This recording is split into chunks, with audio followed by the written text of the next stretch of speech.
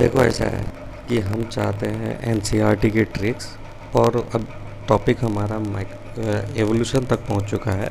हम एवोल्यूशन का ट्रिक आपको देंगे। अब भी इससे पहले मैंने जो वीडियो रिकॉर्ड की है वो मॉलिक्यूलर बेसिस ऑफ इनहेरिटेंस का भी दे दिया है। अगर देखो टॉपिक की समझ नहीं है तो आप किसी का वन शॉट अच्छे टीचर का देख लो, गरिमा गोयल इज़ बेस्ट। और अगर ट्रिक्स आपको टॉपिक याद है, ट्रिक्स है काम सॉल्व करना है डायरेक्ट, तो उसके लिए रहेगा। अब हमारा पहला ट्रिक के लाइन पे आते हैं और आपको एनसीईआरटी की दिखाता हूँ कि बिग बैंग थ्योरी स्पोर्ट्स वाले कॉन्सेप्ट हैं।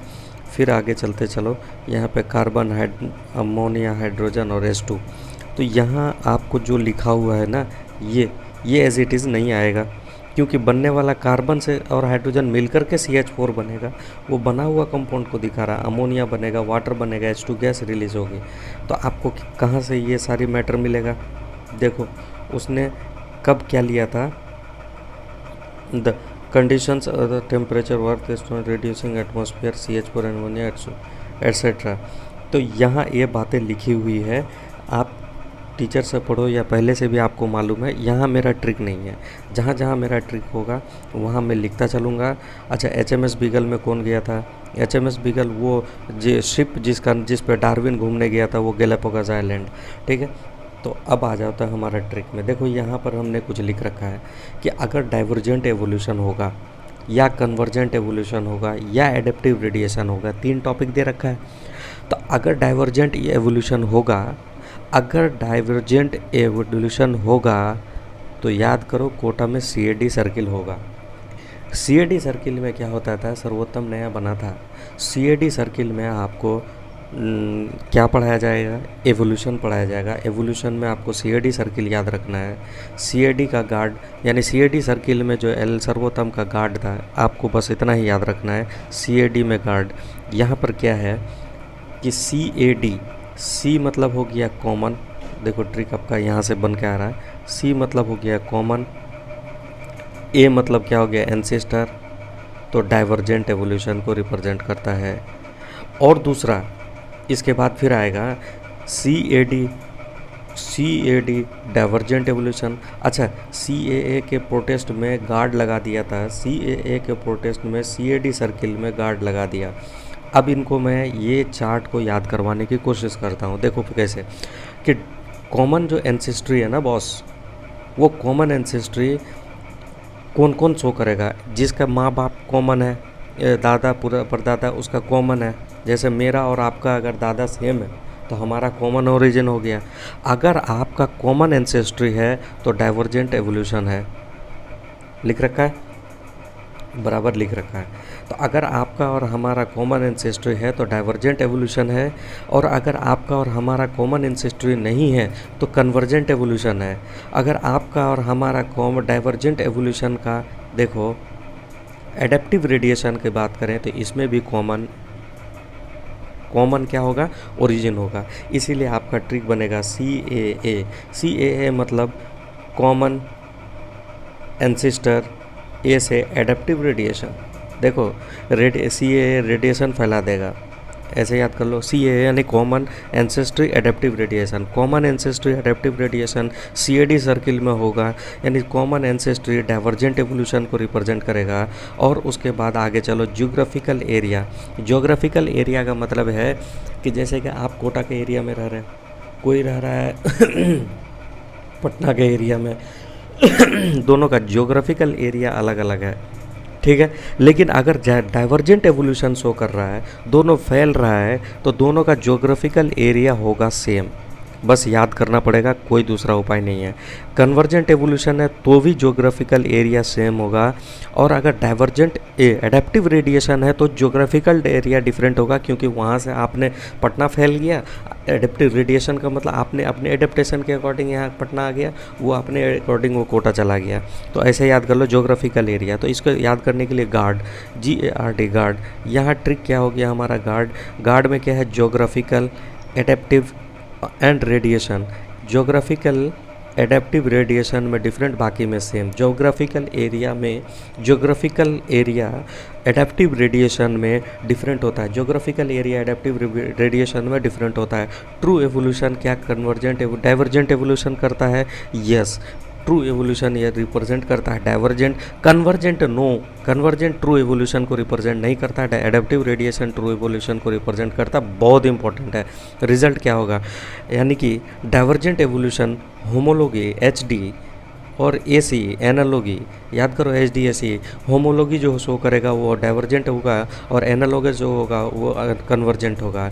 इसीलिए यहाँ से एक ट्रिक बन के आता है एचडीएफसी।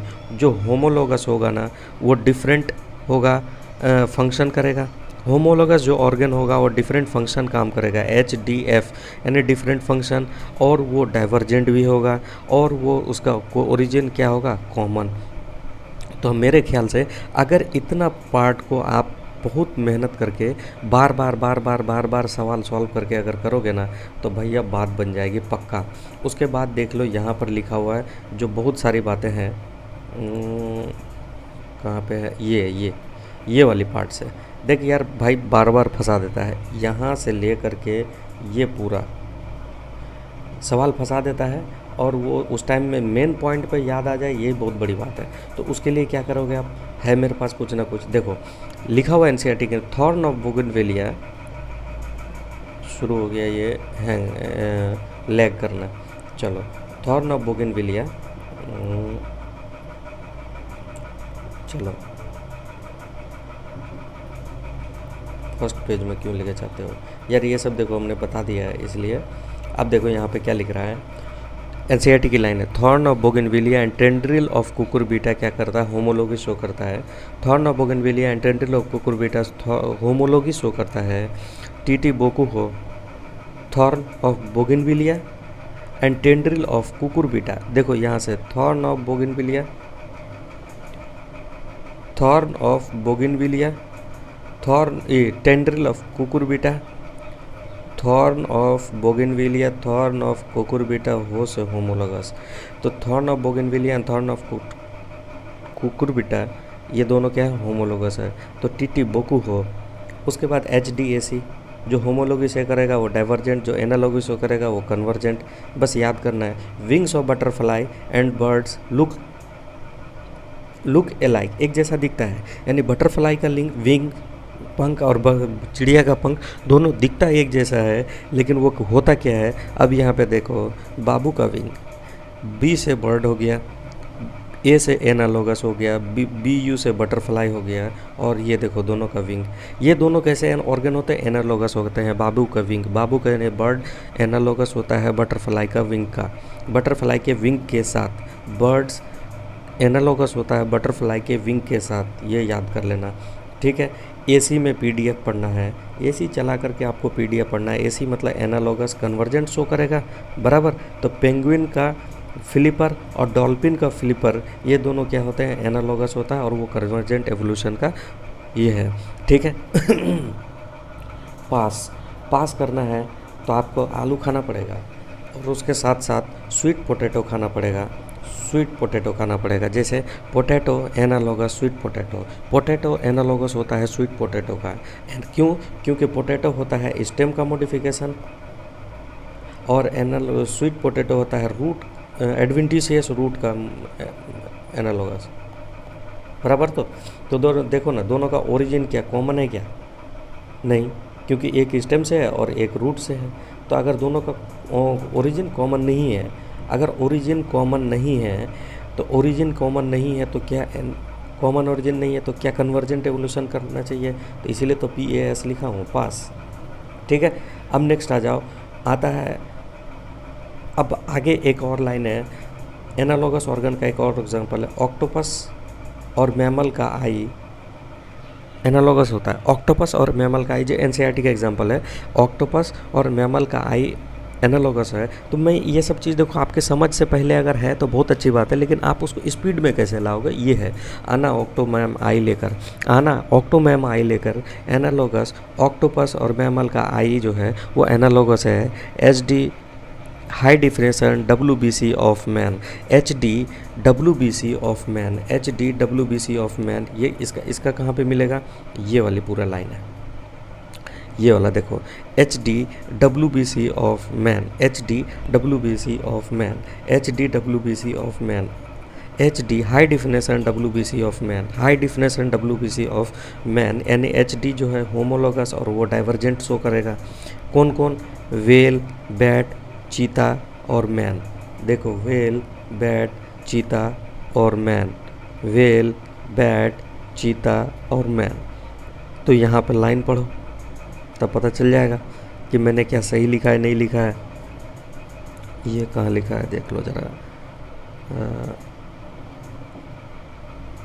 देखो यहाँ पे स्वीट पोटैटो रूट मॉडिफिकेशन है, पोटैटो स्टेम मॉडिफिकेशन। देखो चीज़ें आपको तो मेरे ओरिजिनल याद होना चाहिए, लेकिन साथ में आपको ट्रिक रहेगा, आप बहुत आसानी से कर पाओगे।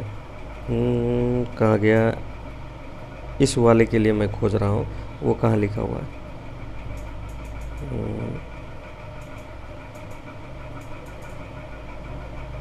नहीं है क्या भाई?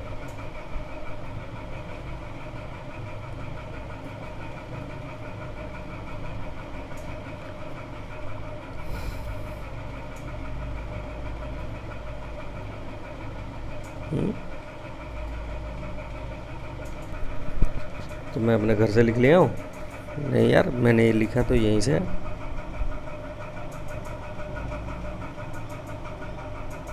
मैं लिखा हूँ यहीं से। तू कहाँ गया? थोड़ा सा आप बढ़ा लेना, मेरे को मिलने दो यार। साला बीच में वीडियो रिकॉर्ड ऑफ भी नहीं होता है। देखो ऑक्टो मैम फिलिपन सिलेक्शन फंक्शन, यहाँ पे क्या लिखा है? अच्छा, यही तो हो गया ना, बराबर। सॉरी। देखो एग्जाम्पल ऑफ होमोलोगस ऑर्गेन इन, ए में क्या है? प्लांट। ए में क्या है? प्लांट। देखो ये वाला होमोलोगस का है, और बी एनिमल में, तो ये भी तो होमोलोगस है। ये फोटो में दिया है, इसका बात नहीं लिखा है, तो होमोलोगस में ये भी तो एग्जाम्पल है। ये एग्जाम्पल होमोलोगस में है, और ये एग्जाम्पल भी होमोलोगस का है। बोकू हो, टीटी बोकू हो, तो वहाँ से आपको मिल गया। अब यही चीज़ मैं उस यार, ये नहीं NCERT PDF में थोड़ा दिक्कत होता है मुझे। अच्छा देखो, हाई डेफिनेशन वेट, वेल, बैट, चीता, WBC चीता है, ठीक है। वेल, बैट और man, HD high definition WBC of man, high definition WBC of man, high definition WBC of man, ऐसे याद कर लोगे।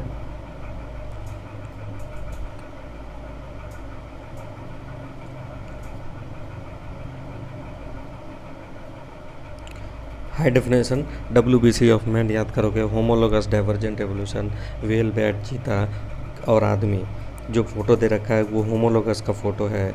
मीना याद करोगे, यानी कि मेलानिज्म जो है, इंडस्ट्रियल मेलानिज्म का एग्जांपल दे रखा है, वो नेचुरल सिलेक्शन का एग्जांपल है। पूछता है कि इंडस्ट्रियल मेलानिज्म किसको रिप्रेजेंट करेगा, तो मीना को रिप्रेजेंट करेगा मेलानिज्म, और वो नेचुरल सिलेक्शन को रिप्रेजेंट करेगा। और उसके बाद आप कहोगे कि डफर होता है। कौन होता है डफर? तो डार्विन फिंचेस एडेप्टिव रेडिएशन को शो करता है duffer. Darwin finches adaptive radiation को शो करेगा, इसीलिए वो डफर है। डार्विन फिंचेस एडेप्टिव रेडिएशन को शो करेगा, इसीलिए डफर है। DA डार्विन, F से फिंच, डार्विन का जो फिंच है वो एडेप्टिव रेडिएशन को शो करता है। अमर रहो, अमर मतलब Australian marsupial, AM Australian marsupial adaptive radiation का है। डफर अमर रहो, डफर अमर रहो, यानी कि दोनों का दोनों एडेप्टिव रेडिएशन को शो कर रहा है। और आगे आता है जीन पूल का मतलब क्या होता है? Total gene and their allele in a population. एक पूरा पॉपुलेशन में टोटल जीन और उसके अलील अगर प्रेजेंट है तो उसको जीन पूल कहेंगे। जेनेटिक इक्विलिब्रियम के बारे में आप लिख लेना, अगर आपके पास पहले से है ठीक है, सवाल सॉल्व करते जाओगे, ऑप्शन में मिलेगा उसको लिख लेना। जेनेटिक ड्रिफ्ट क्या होता है? Genetic drift operate in small isolated pollution, ये बहुत इंपॉर्टेंट है। जेनेटिक ड्रिफ्ट क्या होता है कि रैंडम मोशन कर रहा है इंसान का, एक जगह से दूसरे जगह जाना, शिफ्ट हो जाना, तो वो उसमें क्या है, जेनेटिक ड्रिफ्ट को ऑपरेट। अब कोई टीचर ही समझा सकता है बेहतर, यार मैं तो ट्रिक समझाने आया हूँ, क्या कर रहा हूँ। तो देखो जीडी यानी genetic drift operates in SIM small isolated, GDC यानी स्मॉल आइसोलेटेड पॉपुलेशन में वो ऑपरेट करता है। 5 factors affect Hardy Weinberg equilibrium, ये इक्विलिब्रियम का सिंबल है। जो 5 फैक्टर लिखा हुआ है एनसीईआरटी में हार्डी विनबर्ग इक्विलिब्रियम का, वो मैंने यहाँ पर अलग करके दिखा दिया है। हार्डी विनबर्ग इक्विलिब्रियम कहाँ है? आ जाओ मेरे दोस्त, देखो यहाँ हार्डी विनबर्ग इक्विलिब्रियम है ना, इसके बाद यहाँ पर लिखा हुआ है कि 5 फैक्टर, जो कि 5 फैक्टर्स, देखो यहाँ से मैंने लिखा है, जो कि इफ़ेक्ट करता है, और वो यहाँ से लेकर के यहाँ तक लिखा हुआ है। अब मैं उन्हीं को एक पंच लाइन में निकालने की कोशिश कर रहा हूँ। Gene migration, gene flow, genetic drift, mutation, genetic recombination और नेचुरल सिलेक्शन, ये 5 फैक्टर हैं जिससे हार्डी विनबर्ग इक्विलिब्रियम क्या होता है, इफेक्ट होता है। ठीक है,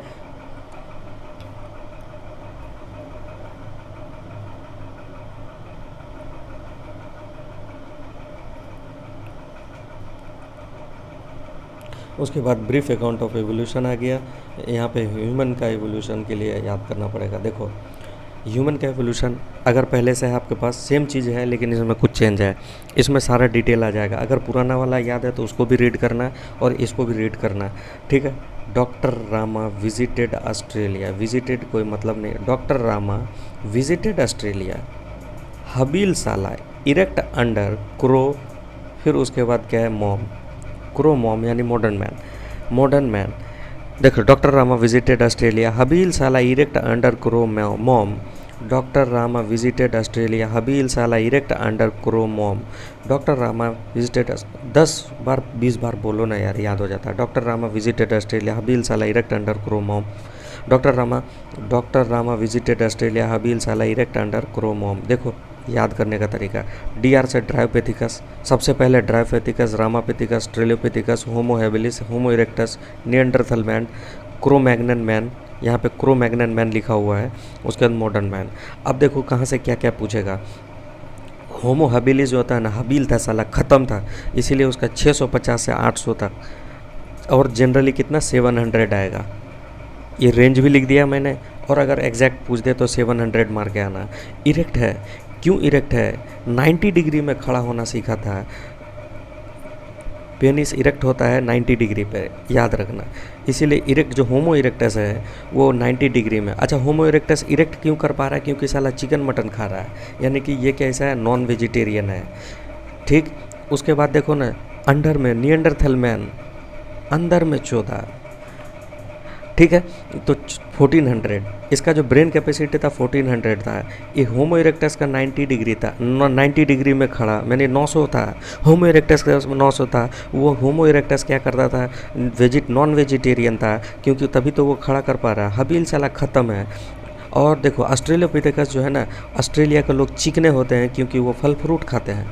ऑस्ट्रेलिया के लोग ये फ्रूट यानी वेजिटेरियन था ये। जो भी है साला नहीं लिख रहा है वो समझ जाओ यार, लिख लेना अपने मंत्र में। फिर उसके बाद देखो कौवा, कौवा छोटा होता है लेकिन उसका ब्रेन सबसे ज़्यादा होता है, याद रखना, सबसे ज़्यादा कौवा का ब्रेन होता है, ब्रेन बहुत ज़्यादा होता है, यानी कि साइज़ में मैं बात कर रहा हूँ।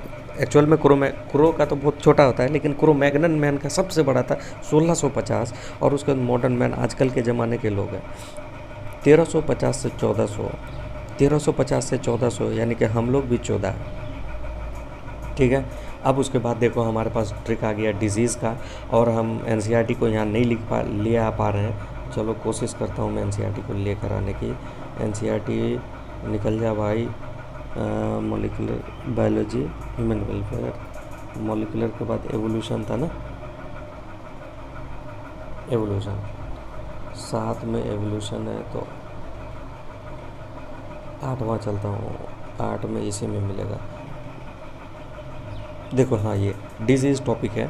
डिज़ीज़ टॉपिक में कौन क्या डिज़ीज़ है उसको देखो आपको बार बार याद करना है। अगर ट्रिक याद था पुराने वाले तो वो भी सही है। अब उसको क्या करना है, रीड करना है बैक्टीरियल डिजीज़ में कौन कौन है। उस यार 20 बार 25 बार रीड करोगे तो याद हो ही जाएगा। बैक्टीरियल में बार बार देखना है कि बैक्टीरिया में टाइफाइड होता है, निमोनिया होता है, डिसेंट्री होता है, प्लेग होता है, डिप्थीरिया होता है, गोनोरिया होता है, सिफिलिस होता है, क्लेमाइडियासिस होता है, टेटनस होता है, ट्यूबरक्लोसिस होता है, क्लोरेला होता है, सिट्रस कैंकर होता है। इतनी सारी एनसीईआरटी में दे रखा है, जो कि मैंने पूरी एनसीईआरटी 11 12 को निकाल करके यहाँ लिखा है।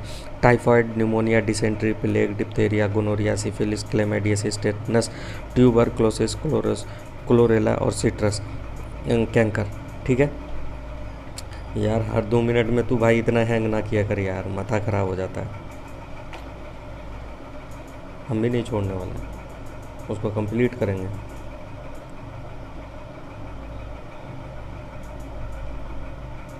ठीक है, तो पहला आपको ये हो गया बैक्टीरियल डिजीज़। बैक्टीरियल डिजीज़ के बाद आगे आता है viral disease, chikungunya, dengue, AIDS, hepatitis B, Ebola, common cold, Ranikhet, influenza, genital herpes, polio, genital wart, mumps, pox, rabies. इतने सारे बीमारी के बारे में जानना है जो कि वायरल होता है। फंगल में कौन कौन है, रिंगवर्म है, कैंडिडियासिस है, एथलीट फूट है, एस्परजिलोसिस है, ब्लास्टोमाइकोसिस है। इतना सारे एनसीईआरटी में लिखा हुआ है। प्रोटोजोअल डिजीज़ कौन है, मलेरिया, अमीबियासिस, ट्रैकोमोनियासिस, स्लीपिंग सिकनेस है, लेशमानिया डोनोवानी जो कि कॉज करता है, लिकोरिया है, बेबियोसिस है। आपको ये बातें याद करना पड़ेगा। अब देखो ये एनसीईआरटी में नहीं है लेकिन पुरानी एनसीईआरटी में था कि ब्लू बेबी सिंड्रोम क्यों होता है। ब्लू बेबी सिंड्रोम का दूसरा नाम ग्लोबिनेमिया caused by high amount of nitrate in water. ये ब्लू बेबी सिंड्रोम क्यों होता है, क्योंकि हाई अमाउंट ऑफ नाइट्रेट होता है वाटर में। इसी को मिथेनोग्लोबिमिया कहते हैं, साइनोसिस भी कहते हैं। ठीक है, याद करना है। प्रायन से caused by mad cow disease. Marasmus में मरमुरा जाएगा, क्योंकि दूध नहीं पियोगे तो मरमुरा जाओगे। इसमें प्रोटीन का माल न्यूट्रिशन हो जाता है। ठीक है, फिर उसके बाद फर्स्ट लाइन ऑफ डिफेंस कौन होता है। ये एनसीईआरटी की भी सवाल नहीं लिखा हुआ है एज इट इज़, लेकिन सवाल में बनते हैं। स्किन म्यूकस मेम्ब्रेन होता है। Second line of defence macrophage, monocyte, neutrophil, interferons. तो अब याद करो। यार साला इतना प्रॉब्लम देता है यार, बट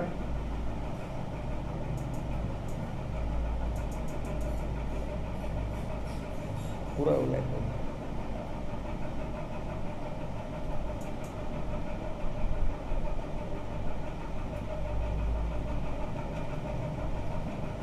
ठीक है चलो। मामू ने इंटर किया सेकंड टाइम में, मामू ने इंटर किया सेकंड लाइन में, मामू ने इंटर किया सेकंड लाइन में, मामू ने इंटर किया सेकंड लाइन में, मामू ने इंटर किया सेकंड लाइन में, मामू ने इंटर किया सेकंड लाइन में। बेटे याद रख ले, मामू ने इंटर किया। इसको ना मैं बस साला तोड़ फोड़ दूंगा, मूड ख़राब हो जाता है यार। कहाँ एरर आ रहा है यार, समझ में नहीं आता है। मामू ने इंटर किया सेकंड लाइन में, मामू ने इंटर किया सेकंड लाइन में। बार बार मैं बोल रहा हूँ, आप फिर से देखो। मामू ने इंटर किया सेकंड लाइन में, मामू ने इंटर किया सेकंड लाइन में, मामू ने इंटर किया सेकंड लाइन में। हम बार बार पढ़ रहे हैं क्योंकि मेरे पास ख़त्म। मामू ने इंटर किया यानी मैक्रोफेज, मोनोसाइट, न्यूट्रोफिल, इंटरफेरेंस। ये क्या होता है, सेकंड लाइन ऑफ डिफेंस होता है। मामू ने इंटर किया सेकंड लाइन, साला मामू ने इंटर किया सेकंड लाइन में, मामू ने इंटर किया सेकंड लाइन में। साला भेजा ख़राब हो जाता है यार, इसका कोई सॉल्यूशन निकालता हूँ मैं। अबे गुलाम साला तेरे लिए अभी तू काम कर पहले। मामू ने इंटर किया सेकंड लाइन में, मामू ने इंटर किया सेकंड लाइन में। Macrophage, monocyte, neutrophil, interference second line of defence होता है। अच्छा, फर्स्ट लाइन ऑफ डिफेंस कौन होता है, म्यूकस मेम्ब्रेन होता है ना। तो आप SMS FM कुछ भी कर लेना यार। Second first line of defence में स्किन म्यूकस मेम्ब्रेन होता है।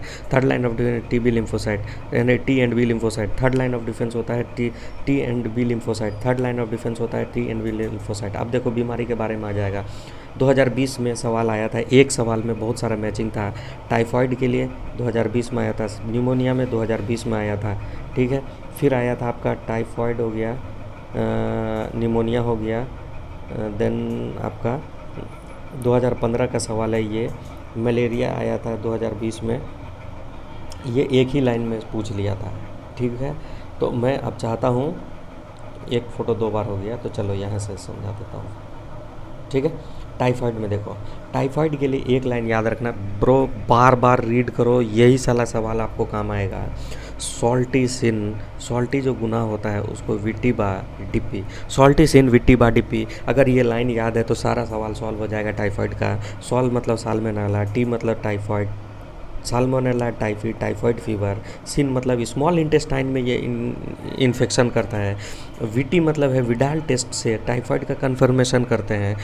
बा मतलब बैक्टीरियल डिजीज़ है ये। डीपी मतलब डेथ और इंटेस्टाइनल परफोरेशन हो जाता है। डेथ एंड इंटेस्टाइनल परफोरेशन हो जाता है भाई सॉल्टिटिसिन डीपी, सॉल्टिसिन विटिबा डीपी, सॉल्टिसिन विटिबा डीपी। अगर आपको याद है तो इसके अलावा ये वाली लाइन याद करने की ज़रूरत ही नहीं है क्योंकि ये यहाँ आ चुका है।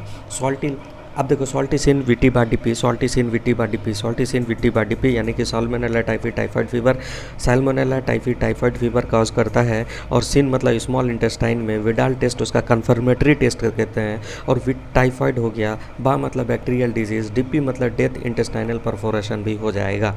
आगे चलो निमोनिया रे, हाई रे एसपी निमोनिया बा, हाई रे एसपी निमोनिया बा। रे मतलब कुछ भी नहीं है। निमोनिया के लिए देखो Haemophilus influenzae, Haemophilus influenzae Streptococcus pneumonia से होता है। हीमोफिलस इन्फ्लुएंजी स्ट्रेप्टोकोकस निमोनिया होता है और ये एक बैक्टीरियल डिजीज़ है। Streptococcus pneumoniae bacterial disease, bacteria है। स्ट्रेप्टोकोकस निमोनी, हीमोफिलस इन्फ्लुएंजी और स्ट्रेप्टोकोकस फिर से मैं बोल रहा, हीमोफिलस इन्फ्लुएंजी, स्ट्रेप्टोकोकस इन्फ्लुएंजी दोनों बैक्टीरिया है और ये कॉज करता है निमोनिया, और ये कॉज करता है निमोनिया। और ये बैक्टीरियल डिजीज़ मैंने इसीलिए लिख दिया कि हीमोफिलस इन्फ्लुएंजी और स्ट्रेप्टो, भाई जब ये बैक्टीरियल है तो ये दोनों भी बैक्टीरियल होगा ना। देखो Haemophilus influenzae, Streptococcus pneumonia, high रे एसपी निमोनिया बा। निमोनिया को देखो पी को पाउच, पी से पाउच यानी एल्वुलाई को इन्फेक्शन करता है। अपर रेस्पिरेटरी पार्ट को इस पर इन्फेक्ट नहीं करता है, वो इंटरनल रेस्पिरेटरी को इन्फेक्ट करता है यानी एल्वुलाई को इन्फेक्शन करेगा। और बी, पी को उल्टा दो, बी बैक्टीरियल डिजीज़ ब्लूइश हो जाता है। इसमें नेल्स बिकम ब्लूइश वाला लाइन याद करो, ठीक है। उसके बाद एक लाइन और याद करना है, pneumonia is FCC head. Pneumonia एक एफसीसी हेड है, क्यों? क्योंकि फीवर, चिल, कफ, हेडेक होता है। निमोनिया इज़ एफसीसी हेड, बस एक लाइन याद करोगे आपका काम बन जाएगा। फिर उसके बाद देखो कॉमन कोल्ड के बारे में आ रहा है। राइनो जो वायरस होता है वो कॉमन कोल्ड करता है। नो मतलब नोज़, राइनो मतलब नोज़, कभी नोज़ में इन्फेक्ट होता है और वो लंग्स में इन्फेक्ट नहीं करता है, लेकिन निमोनिया लंग्स को इन्फेक्ट करता है। और वो क्योंकि मैंने वो उसको बोला बी बना लो, पी बना लो, पी से पाउच, पी से एल्वेलाई पाउच जैसा होता है। अब बस याद रह जाएगा। मलेरिया के लिए देखो एमपी, एमपी याद करोगे। मलेरिया जो होता है प्लाज्मोडियम से फैलता है और वो प्रोटोजोआ होता है। प्लाज्मोडियम के 3 type, Plasmodium vivax, Plasmodium malaria, Plasmodium falciparum. Falciparum फैला देगा, बहुत खतरनाक है। प्लाज्मोडियम के लाइफ साइकिल से 2021 में 2021 में सवाल पूछा था कि life cycle of Plasmodium, life cycle of Plasmodium में क्या था कि लाइफ साइकिल ऑफ प्लाज्मोडियम, इसमें से पूछा था ह्यूमन में इन्फेक्टिव स्टेज कौन होता है, तो याद करना हिस, हिस मतलब ह्यूमन में इन्फेक्टिव स्टेज होता है स्पोरोजोइट। हिस याद हो जाएगा तो काम बन जाएगा आपका। फिर उसके बाद चलो यहाँ पर हाँ नेक्स्ट अमीबिक डिसेंट्री के बारे में लिख रखा है एनसीईआरटी में। अमीबिक डिसेंट्री में क्या लिख रखा है, इंटा अमीबा हिस्टोलाइटिका एक प्रोटोजोअन है। Entamoeba histolytica as a protozoan याद नहीं रहता है, इसलिए पेंटा याद रखना है। प्रोटोजोअल होता है entamoeba histolytica. In large याद करना है। पेंटा होगा इनलार्ज पेंटा, यहीं पे कर लो एक लाइन में। इनलार्ज पेंटा, इनलार्ज मतलब क्या होगा, इंटा अमीबा लार्ज इंटेस्टाइन में पैरासाइट होता है। Entamoeba histolytica large intestine का प्रोटोजोअन पैरासाइट है। उसके बाद इंटा अमीबा हिस्टोलाइटिका फेड करता है, खाता किस पे है, म्यूकस एंड सब म्यूकस ऑफ कोलोन पर। म्यूकस एंड सब म्यूकस ऑफ कोलोन और आरबीसी को खाता है। 2015 का सवाल है, 169 नंबर। वाईफाई लगा दे। वुचेरिया एक फाइलेरियल वर्म होता है। Wuchereria is a filarial worm, 2020 का सवाल है। Wuchereria is a filarial worm. Ascaris caused by Ascaris, ascariasis caused by Ascaris. Ascaris is intestinal parasite, NCERT की लाइन है। अब इसमें मैंने क्या किया कि इन्हें पेरिस में एस्केरिस, काम बन जाएगा आपका। इंटेस्टाइनल हेलमिंथिक डिजीज़ है, हेलमिंथिक डिजीज़ है यानी हेलमिंथिस से फैलता है। पैरासाइट, पेरिस मतलब पैरासाइट है और ये एस्केरिस इंटेस्टाइनल हेलमिंथिक पैरासाइट है। एस्केरिस इंटेस्टाइनल हेलमिंथिक पैरासाइट है, इसीलिए इन्हें पेरिस में एस्केरिस। और उसके बाद लिखो अराउंड, यानी Ascaris is round worm. Next चलो अब आ जाओ एलिफेंटियसिस यानी हाथी पाँव या फाइलेरियसिस एक ही नाम है। BMW कार हाथी जैसा फैला, उसमें चले FM, उसमें चला FM, चले या चला जो भी आपको अच्छा लगे, राइमिंग में फिट बैठे वो याद करो। BMW कार हाथी जैसा फैला, BMW कार हाथी जैसा फैला, उसमें चला FM, उसमें चला FM यानी ये फैलता है फीमेल मॉस्क्यूटो से। FM का मतलब फीमेल मॉस्क्यूटो है। फिर है कोई बात नहीं, फिर नया खोलूँगा।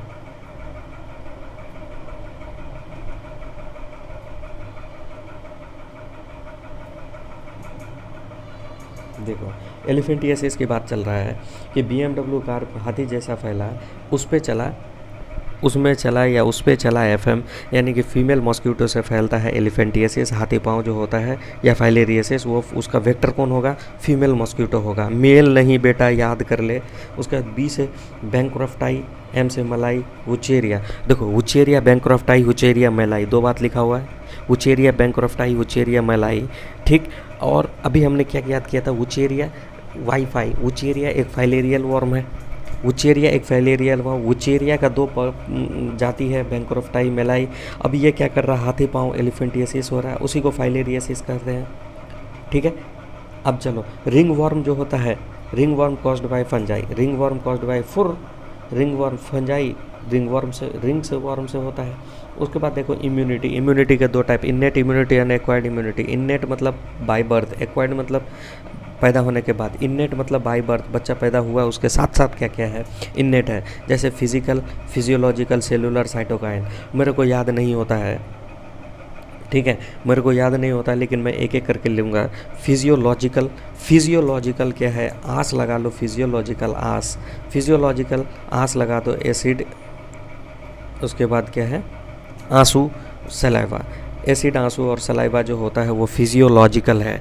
एसिड, आंसू और सलाइवा, एसिडिक यानी कि पेट में पीएच एसिडिक होता है ना, वो कैसा है? फिजियोलॉजिकल है, बैरियर है, फिजियोलॉजिकल बैरियर है। आंसू, आँख में जो आंसू आते हैं वो भी फिजियोलॉजिकल बैरियर है। मुंह में सलाइवा आता है वो भी फिजियोलॉजिकल है।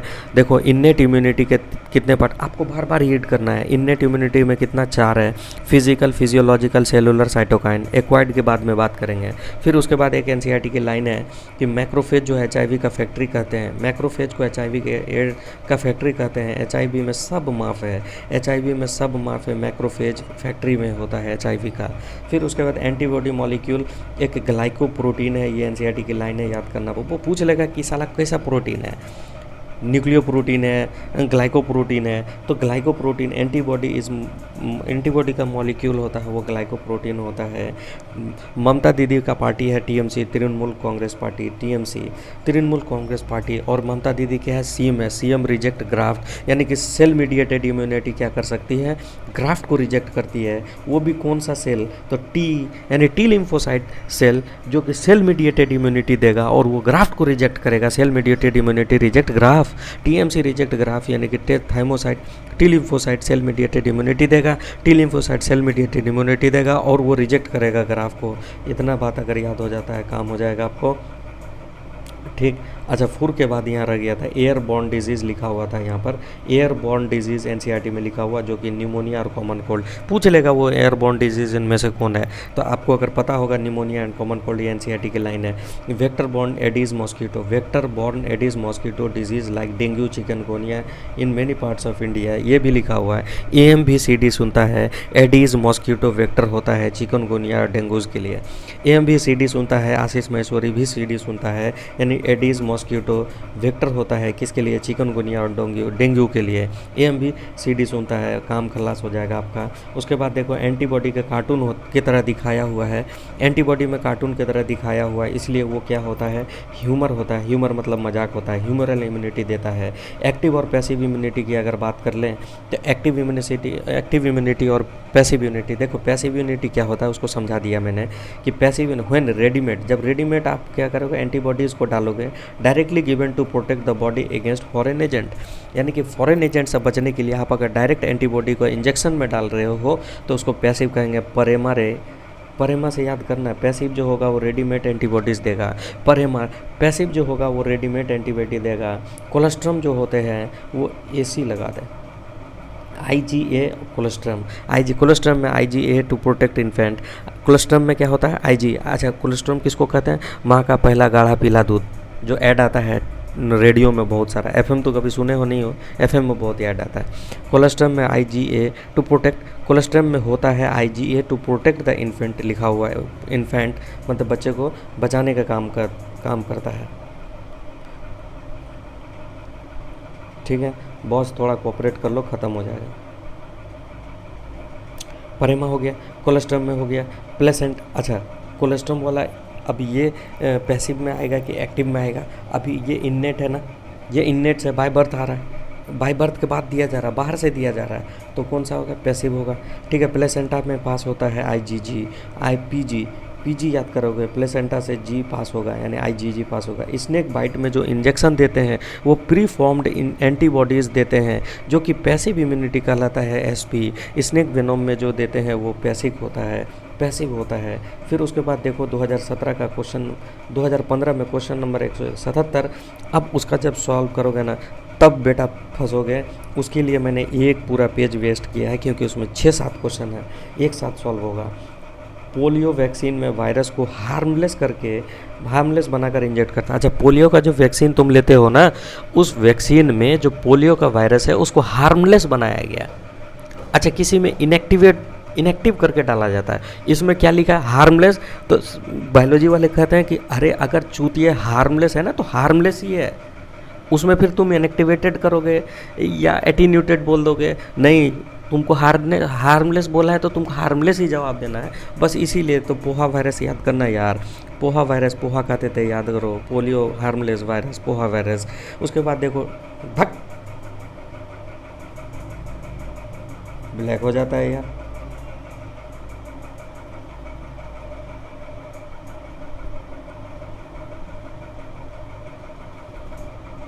ठीक है, डिप इन टॉक्सिन। उसके बाद नेक्स्ट है डिप्थेरिया इनएक्टिवेटेड टॉक्सिन। अच्छा, डिप्थेरिया का जो इंजेक्शन देते हैं उसमें इनएक्टिवेटेड टॉक्सिन होता है, और पोलियो में हार्मलेस वायरस देते हैं, पोहा virus, dip in toxin, diphtheria inactivated toxin देते हैं। टीबी हरामबा यानी ट्यूबरकुलोसिस हार्मलेस बैक्टीरिया को इंजेक्ट करते हैं। WHO यानी WHO कराएगा KBC, हम इसको पढ़ते हैं ऐसे, WHO कराएगा KBC यानी कि whooping cough, WHO whooping cough killed bacteria डालते हैं, हुपिंग कफ में किल्ड बैक्टीरिया डालते हैं, यहाँ C जो है सिर्फ राइमिंग मिलाने के, हुपिंग कफ में किल्ड बैक्टीरिया डालते हैं। Hepatitis B vaccine produced from yeast hepatitis by vaccine, hepatitis B by यानी कि देखो हेपेटाइटिस बी का जो वैक्सीन है वो यीस्ट से बना है, ये बात कहाँ लिखा हुआ है, उसमें मॉलिकुलर बेसिस नहीं, माइक्रोब्स इन ह्यूमन वेलफेयर में, कि हम लोग आजकल जो है यीस्ट से हेपेटाइटिस बी का वैक्सीन बनाना चाह रहे हैं। ठीक है, rheumatoid arthritis auto immune disorder होता है, AIR ऑटो इम्यून डिसऑर्डर होता है रूमेटॉइड, ऑटो इम्यून डिसऑर्डर होता है रूमेटॉइड। प्राइमरी लिम्फॉइड ऑर्गन कौन कौन होता है, प्राइमरी लिम्फॉइड ऑर्गन NCERT में लिखा हुआ है, प्राइमरी लिम्फॉइड ऑर्गन कौन कौन होता है, ज़रा फोटो में दिखा दूँ तो शायद आपको मिल जाएगा। प्राइमरी लिम्फॉइड ऑर्गन कौन कौन है, देखो ये वाला है ना, इसमें टोटल सल्फ़र का बॉन्ड पूछ लेगा कि कितना टोटल सल्फ़र का बॉन्ड है। देखो 1 2 3 4 5 6 7 8 9 10 11 12 13 14 15 16, S से सल्फ़र, S से 16, SS बॉन्ड कितना है तो याद रखना 16 होता है, याद रख लेना बेटा, काम का चीज़ बता दिया हूँ मैंने। ठीक है, अब मैं वो जो आपको दिखा रहा था यहाँ पे देखो, ये देखो immunity system of the body, immune system in the body, इसमें क्या है, lymphoid organ, bone marrow, thymus. ठीक है, उसके बाद क्या लिख रहा है,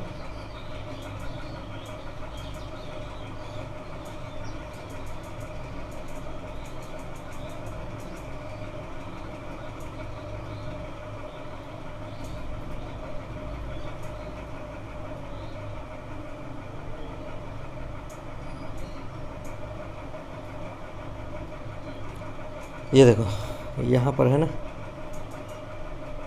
secondary lymphoid organ like spleen, lymph node, tonsil, Peyer's patches, and small intestine and appendix. Secondary lymphoid organ provide the site for interaction of lymphocyte with the antigen which proliferate to become effector cells. इसका मतलब अभी अंग्रेजी में समझाऊंगा बाद में, पहले यहाँ देखो. प्राइमरी लिम्फॉइड ऑर्गन वो होता है, primary lymphoid organ are bone marrow and thymus. Bone marrow और थाइमस होता है प्राइमरी लिम्फॉइड ऑर्गन, जहाँ पर इमेच्योर जो लिम्फोसाइट बोन मैरो में बना था वो डिफ्रेंशिएट करता है इनटू एंटीजन सेंसिटिव लिम्फोसाइट. ये लाइन याद कर लेना बेटे. Primary lymphoid organ both are primary lymphoid organ, वो बी ओ मतलब बोन मैरो और thymus both are primary lymphoid. Secondary lymphoid organ क्या करता है, सेकेंडरी लिम्फॉइड ऑर्गन जब प्रोवाइड करता है साइट फॉर इंट्रैक्शन. किसके साथ इंट्रैक्शन, लिम्फोसाइट जो था उसके साथ और जो एंटीजन बाहर से आ रहा है उसके साथ, विच देन प्रोलिफरेट, यानी उसके बाद प्रोलिफरेट का मतलब बढ़ना.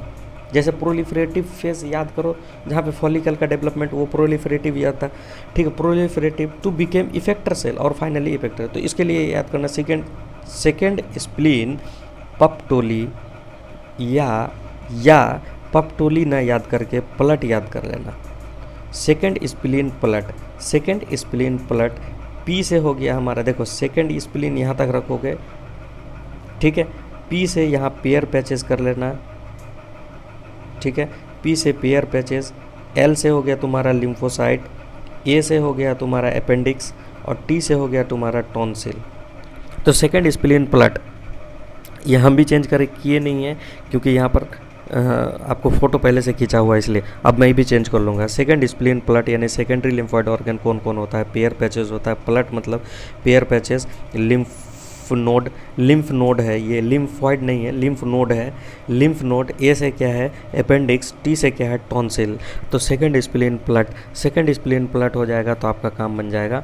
फिर उसके बाद देखो malt constitute 50% of lymphoid tissue in human. ये 50% होता है.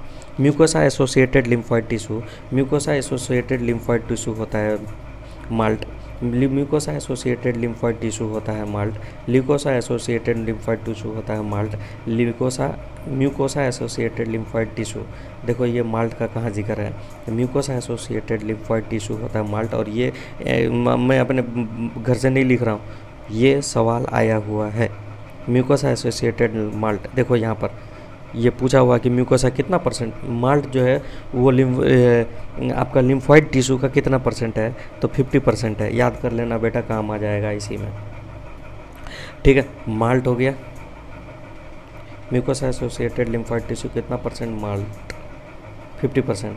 अच्छा, एड्स जो होता है वो HIV के थ्रू होता है और वो एक रेट्रोवायरस है. तो रेट्रो एड्स होता है caused by HIV virus, human immuno deficiency virus शायद है, पता नहीं यार, जो भी है HIV वायरस है और वो HIV रेट्रो वायरस होता है. एड्स के लिए टेस्ट क्या करते हैं, इलाइजा, इंजाइम लिंक्ड इम्यूनोसॉर्बेंट ऐसे, ELISA, Elijah enzyme linked immuno. अब पता चला फुल फॉर्म ही पूछ लिया बेटा, फंस जाओगे.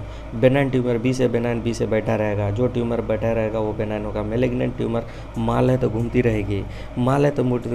रहेगी, तो इसीलिए मोटा माल. मेटास्टेसिस और मेलिग्नेंट, मेटास्टेसिस शो करेगा. कैंसर कॉजिंग वायरल कॉल्ड ओंकोजन, जो वायरस कैंसर का कॉज करेगा उसको ओंकोजन कहते हैं. MRI बेस्ट मेथड है टू डिटेक्ट कैंसर. MRI से डिटेक्ट होगा कैंसर है कि नहीं है और ये बेस्ट मेथड है. फिर उसके बाद आ जाओ ड्रग एल्कोहल यूज़ में. अब यहाँ से मेरी ट्रिक बहुत काम आएगी. The drug which are commonly abused, coca, alkaloid, opioid, cannabinoid. Coca Cola आजकल कॉमनली पिया जाता है. कोका कोला याद करना पड़ेगा. कोका कोला ऐसे ही याद करना पड़ेगा. Coca, alkaloid, opioid, cannabinoid are the commonly abused drug. फिर उसके बाद देखो ये कोका आ गया, ठीक है. फिर आगे चलते चलो. नेक्स्ट ट्रिक हमारा होगा, ओपियोइड का रिसेप्टर सेंट्रल नर्वस सिस्टम में होता है और GIT गैस्ट्रो इंटेस्टाइनल ट्रैक्ट में होता है. तुम हैंग कर लो, बहुत पसंद आ रहा है ना, लेकिन हम भी ऐसा ढीठ नहीं छोड़ेंगे. इसको कंप्लीट कर देता हूँ, उसके बाद छोड़ दूँगा, नेक्स्ट वीडियो पे आ जाएंगे, ठीक है. यहाँ तक हो गया था, एमआरआई बेस्ड मेथड हो गया, ड्रग एंड अल्कोहल। देखो यहाँ पे मैंने लिखा होता है कोका कोला आजकल बहुत हो रहा है, यानी Coca alkaloid, opioid and cannabinoid, ये होता है कॉमनली एब्यूज्ड हो गया। उसके बाद ओपियोइड का रिसेप्टर सेंट्रल नर्वस सिस्टम में और गैस्ट्रो इंटेस्टाइनल ट्रैक्ट में मिलता है। GOC gastro intestinal tract, opioid और सीएनएस में ये रिसेप्टर मिलते हैं। जीओसी का रिसेप्टर लिख लेना बॉस यहाँ, रिसेप्टर, ठीक है। जीओसी का heroin commonly called smack, heroin को स्मैक कहते हैं। Smack is die acetyl morphine, जो हीरोइन है ना बॉस वो क्या कहलाता है, स्मैक कहलाता है। और स्मैक क्या है, डाई एसिटाइल मॉर्फिन है। डाई एसिटाइलेशन करते हैं process, obtained from acetylation of morphine. Smack is obtained from NCERT का line, smack is obtained from acetylation of morphine.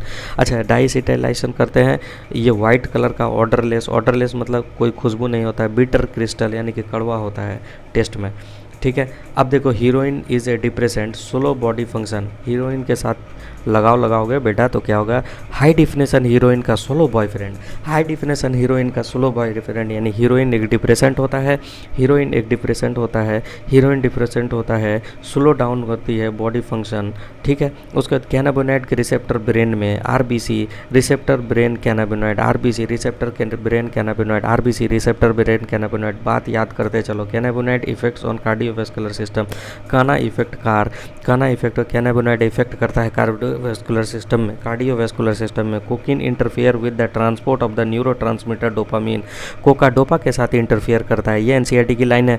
Cocaine interfere with the transport of the neurotransmitter dopamine, dopa के साथ interfere करता है।